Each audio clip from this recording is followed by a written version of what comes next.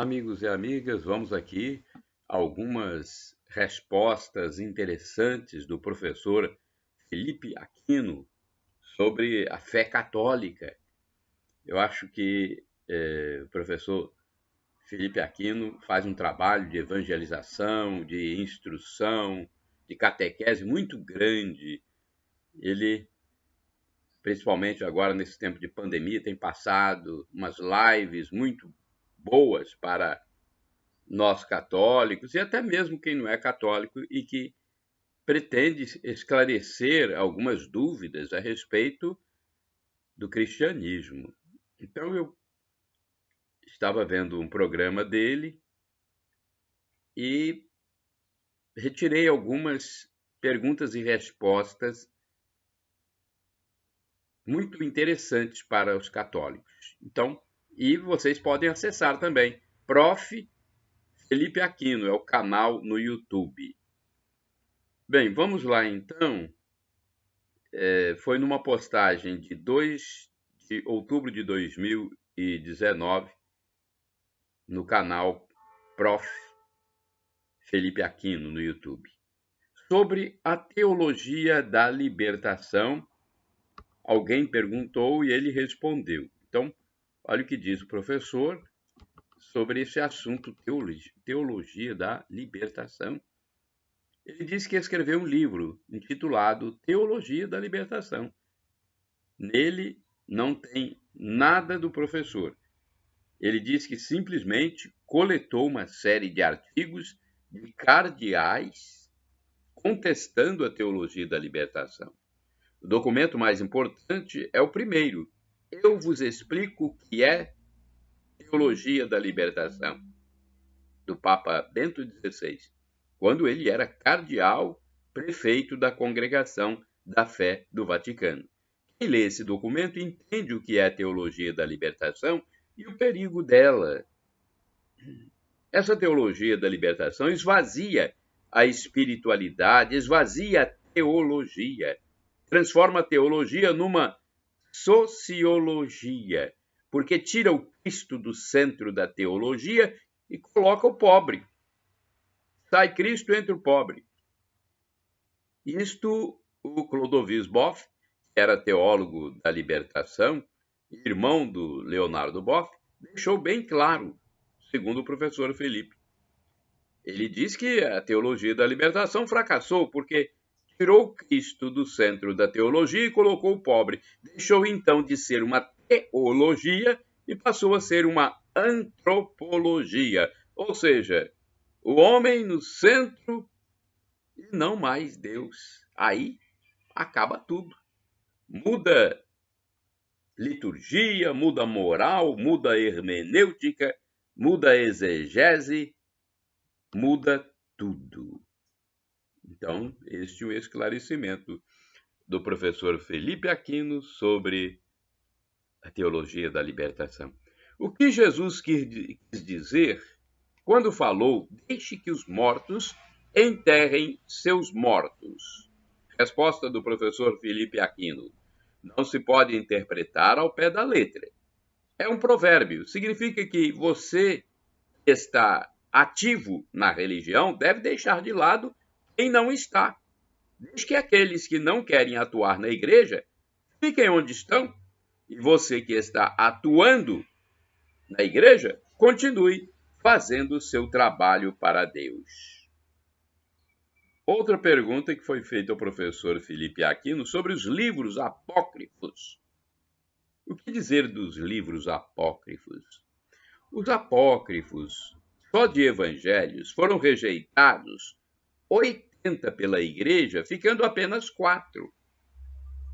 Mateus, Marcos, Lucas e João.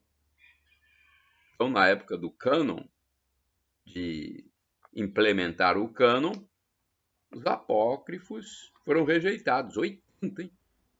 Ficaram, então, só Mateus, Marcos, Lucas e João. Atos dos apóstolos eram 7, e só ficou um, o de São Lucas. Apocalipse havia vários, e só ficou um no Novo Testamento de João. Aí diz o professor Felipe Aquino, isso mostra a importância da Igreja Católica. A Igreja é que montou a Bíblia. Se não fosse a Igreja Católica Apostólica Romana, não teríamos a Bíblia, ou teríamos uma Bíblia falsa. A Igreja, com a inspiração que o Espírito Santo deu a ela, conforme o próprio Jesus disse, o Espírito Santo ensinar-vos-á toda a verdade. Então a Igreja foi depurando, nos 3 primeiros séculos da era cristã, o que era canônico e o que não era. E montou-se a Bíblia. É a Bíblia que os protestantes seguem também. É verdade que eles retiraram alguns livros do Antigo Testamento, pois os católicos têm 46 livros e os protestantes ficaram com 39. Mas o Novo Testamento é igual para ambos os grupos, 27 livros. Quem não acredita na infalibilidade da Igreja não devia ter a Bíblia como palavra de Deus, inspirada pelo Espírito Santo. Foi a Igreja que fez o índice da Bíblia, retirou o que não era inspirado e manteve o que era inspirado. Então a Igreja, reunida com seus líderes, retirou o que não era inspirado, que não era canônico, e resultou nos 72 livros. Os irmãos protestantes, irmãos separados, que a gente chama, batem nessa tecla de que Jesus tinha irmãos. O que dizer a eles? Com todo respeito, vamos ver a resposta do professor Felipe Aquino. Ele diz: Santo Agostinho, que viveu entre 354 a 430, já dizia que Nossa Senhora não teve outros filhos, a não ser Jesus. Os irmãos de Jesus citados na Bíblia, lá onde está escrito irmãos, eram parentes. O hebraico usava a palavra irmão para parentes. O próprio Abraão chama Ló de irmão e queria dizer sobrinho. A prova de que Jesus não teve outros irmãos é clara. Não se encontra em nenhum lugar do Evangelho, por exemplo, fulano, filho de Maria,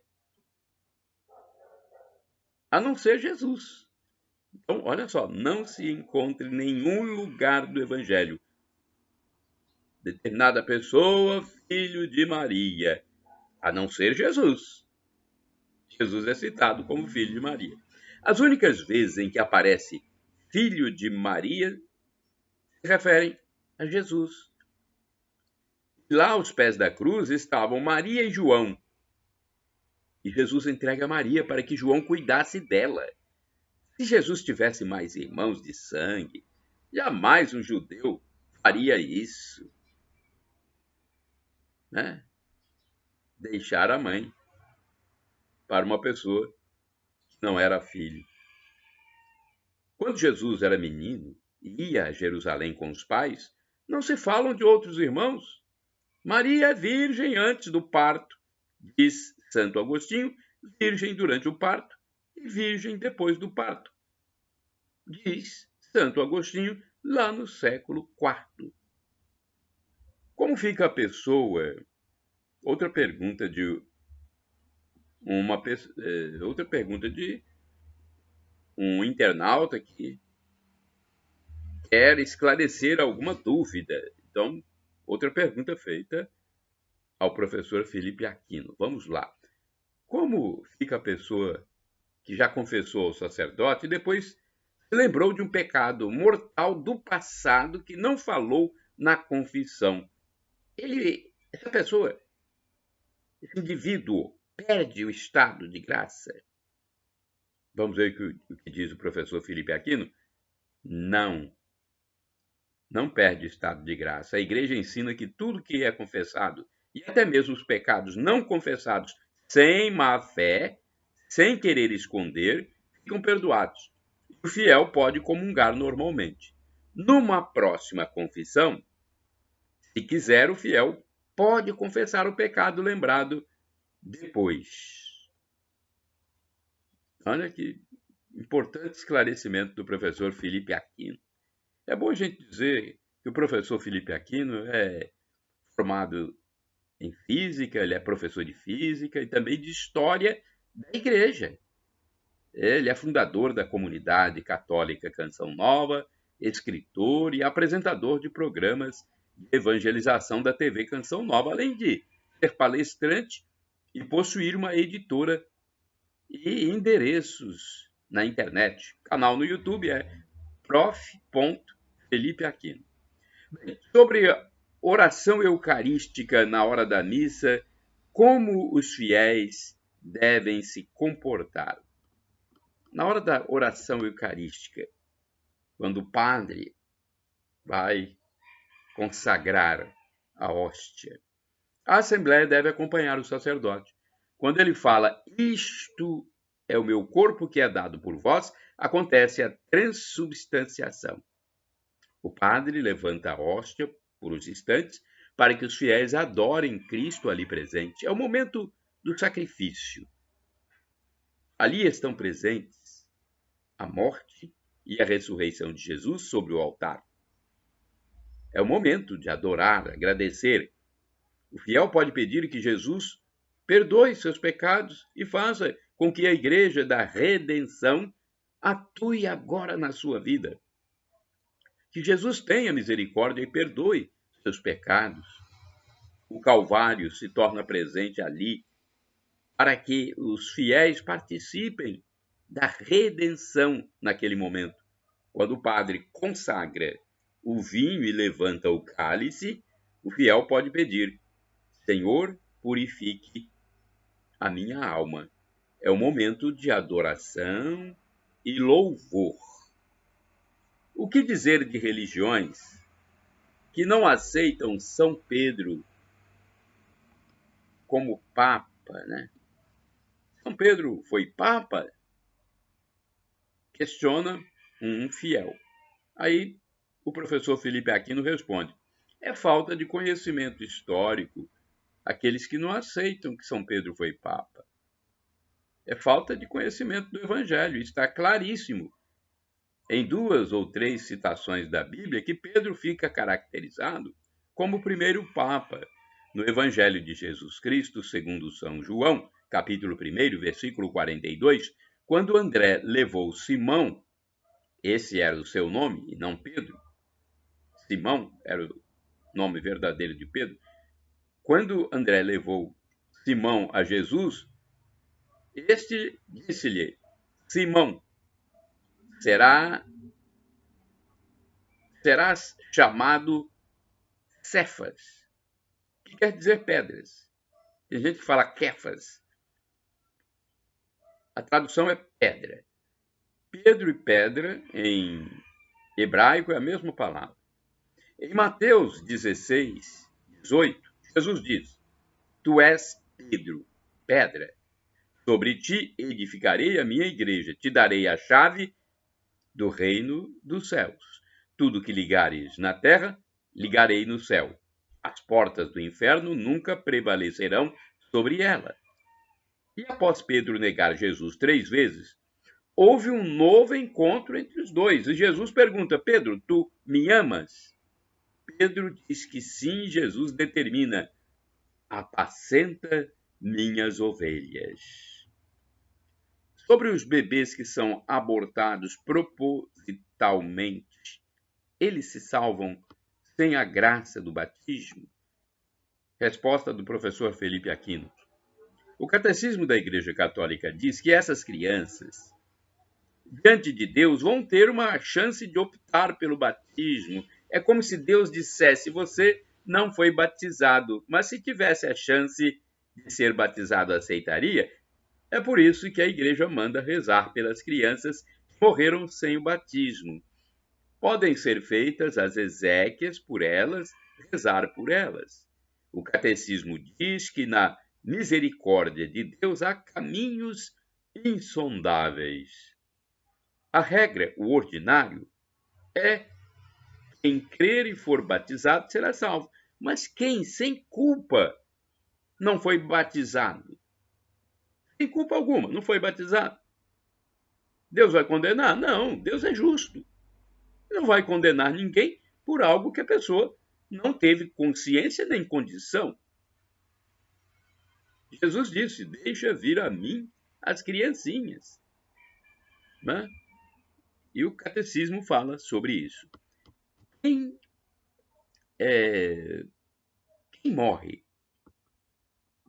Quando se morre, melhor dizendo, a pessoa fica dormindo?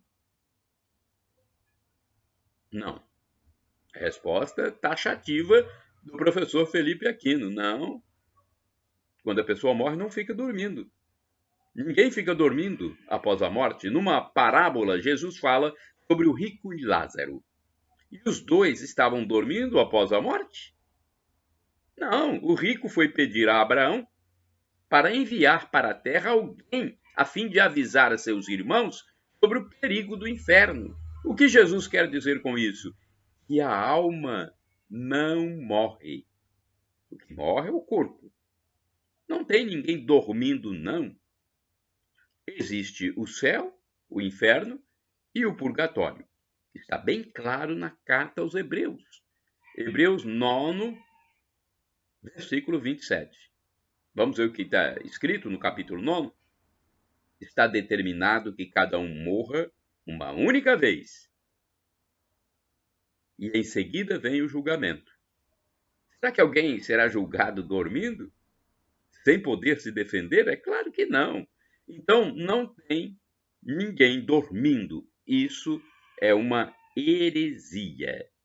Adão e Eva existiram? Alguém perguntou ao professor. E o professor Felipe Aquino respondeu: sim, claro. Adão e Eva existiram. Houve o primeiro homem e a primeira mulher na história da humanidade.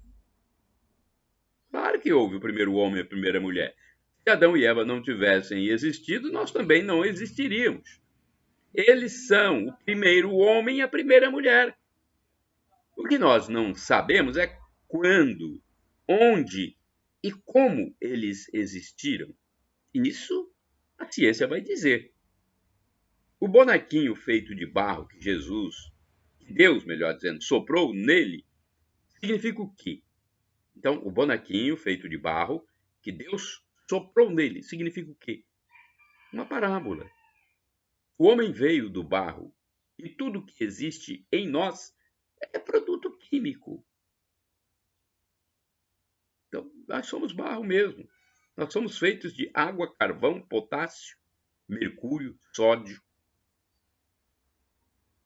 Vejam bem, água, maior parte do nosso corpo. Carvão, potássio, mercúrio, sódio. Nós somos pó da terra.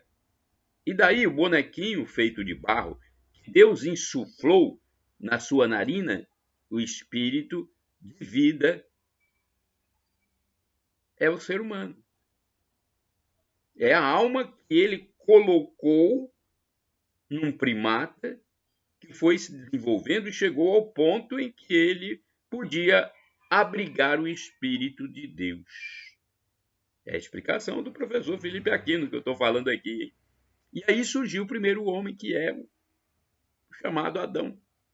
Não se pode negar que Adão e Eva existiram. É dogma de fé que eles pecaram, tiveram o pecado original. Ora, se alguém disser que Adão e Eva não existiram, então não existiu o pecado original. E se não existiu o pecado original, Cristo não precisaria ter morrido na cruz. Então, Adão e Eva existiram. Eles são o primeiro homem e a primeira mulher. O início da humanidade.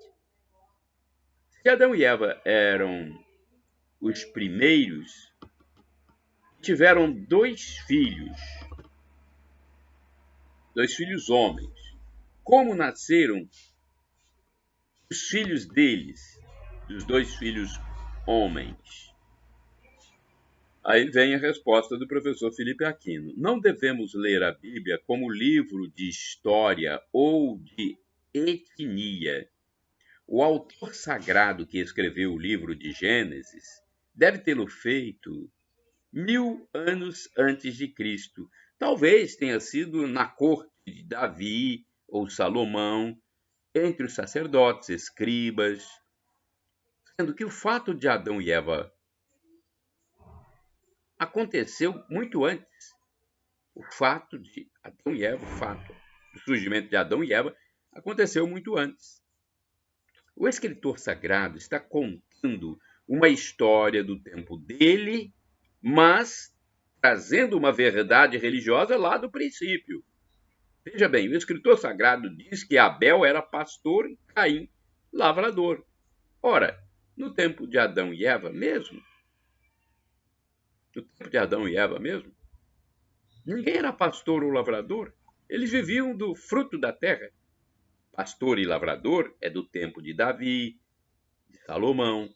Então, é nítido que o escritor sagrado conta a história na cultura e realidade do tempo dele para expressar uma verdade religiosa. A primeira verdade é a verdade religiosa que ele quer passar. A primeira, Deus criou o homem e a mulher e eles pecaram. Então, essa é a primeira verdade religiosa. Deus criou o homem e a mulher e eles pecaram. Entrou na história o pecado. E então um irmão mata o outro irmão. Pior que o homicídio é o fratricídio. Depois vem a Torre de Babel, Sodoma e Gomorra. O pecado inundou a humanidade. É isso que o escritor sagrado quer mostrar. Não se pode interpretar o texto ao pé da letra. Deus não criou o mundo em 6 dias, mas, conforme disse o professor Felipe Aquino, em 13 bilhões e 700 milhões de anos. Então, vejam, são algumas informações interessantes, respostas do professor Felipe Aquino, esclarecendo dúvidas de quem procura na fonte o melhor saber. Parabéns, professor Felipe Aquino. E eu deixo essas imagens e voz para o blog repórterpaulomaciel.blogspot.com, facebook.com/Paulo Maciel da Rádio, canal no YouTube Paulo Roberto Maciel, Instagram Paulo Roberto Maciel 6 /. Utilizem à vontade para evangelização. Utilizem livremente. Foi Jesus quem mandou: ide pelo mundo e evangelizai, o que de graça recebestes, deem também de graça. Estamos já no sábado, hoje é sábado, 8 de maio de 2021. Shalom Adonai é uma expressão hebraica que significa a paz de Deus. É o que eu desejo para todos vocês, meus irmãos e irmãs.